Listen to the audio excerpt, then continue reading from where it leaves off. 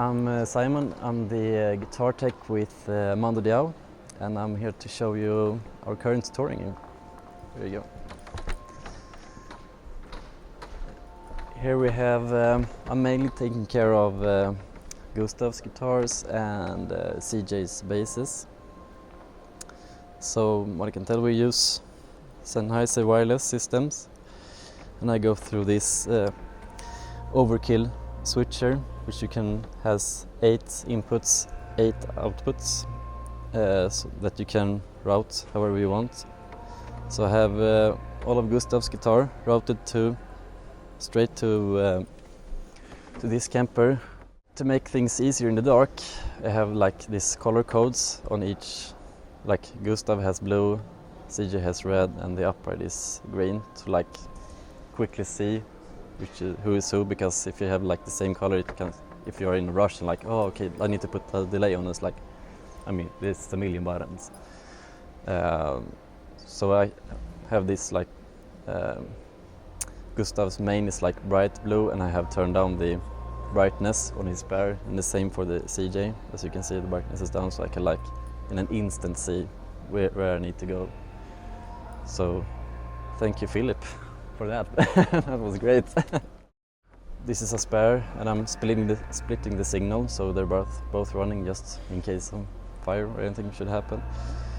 And I'm starting off to have like this clean sound, because they're starting off this show. Only Björn and Gustav are playing like quite a soft. And I named Steinberger because he plays this, of course, Steinberger guitar. And later on in the show, it switches to this more kind of rock guitar, LTD, with custom paint job on it, as you can see.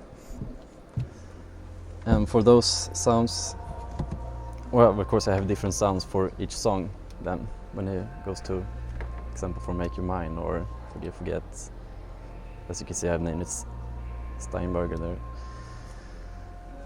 and so on. And great thing about this is Gustav's sounds are quite like, either is very like vintage amp, very low gain, clean sound with little reverb on it, and the other song can be like Marshall set on 11. So I mean, for us to have like a regular rig would be like having 8 cases of pedals and cabinets and amps and such. So this has been really great for us, especially when we have like on the rehearsals, when we first started off using them. There was kind of a lot of like, okay, I want the, like Gustav told me once, yeah, I want this to sound like the Turtles.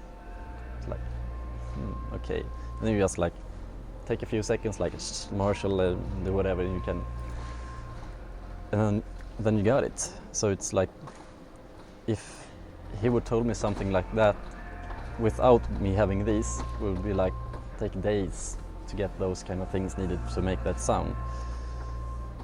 And then the next song you're gonna have like a clean, I don't know, whatever Fender amp with a little gain on it. So I mean, I can access like so many worlds within just a few seconds, which with this band it's amazing, because they can focus on making their music and being creative, and I can just provide them with whatever they need in a blink of an eye. I do all the switching for him. Like if he has a solo or whatever in any song, I just do it here by hand and back, so he can have like maximum freedom on stage, go anywhere. And for CJ, same wireless, goes through a couple of pedals. This is just in case of.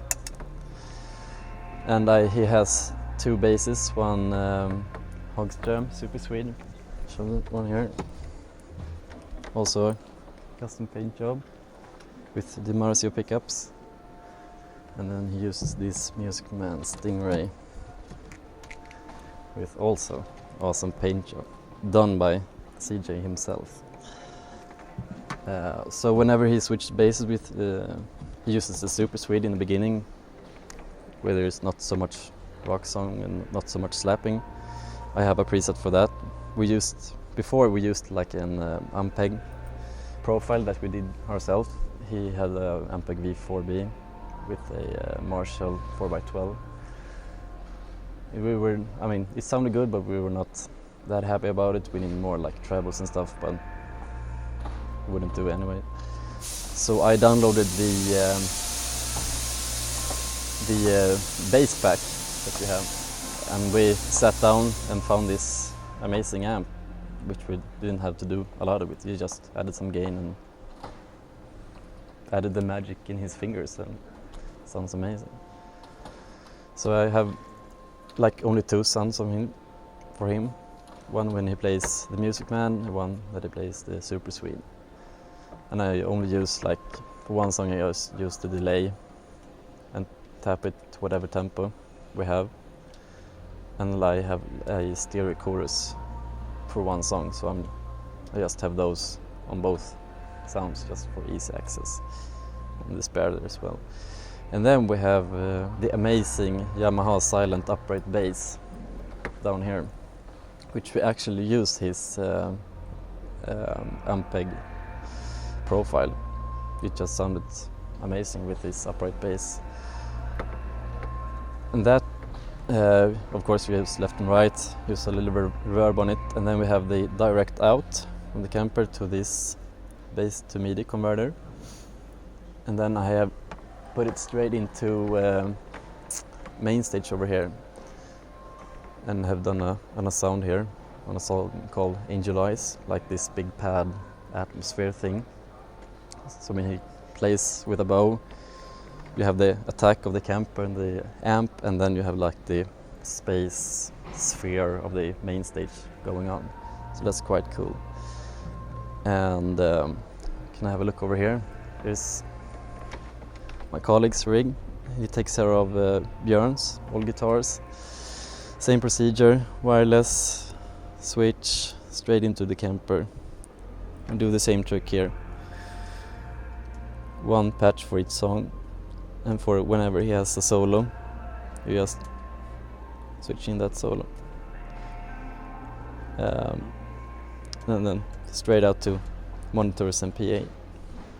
So, and also I have to show his Björn plays on these LTD guitars as well with a custom paint job, as you can see. Very nice. And that's about it. We have our acoustic guitars go through Avalon U5. The eyes, I have mine on the back. He has 2 over there.